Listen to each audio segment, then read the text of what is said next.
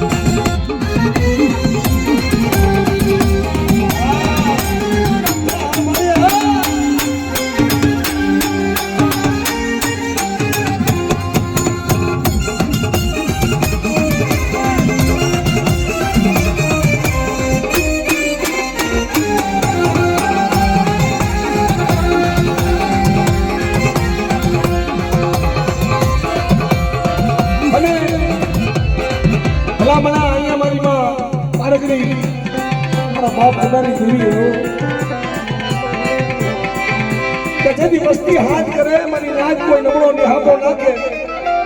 અને તેથી મારી બાળકોના ટેબા માથે મારી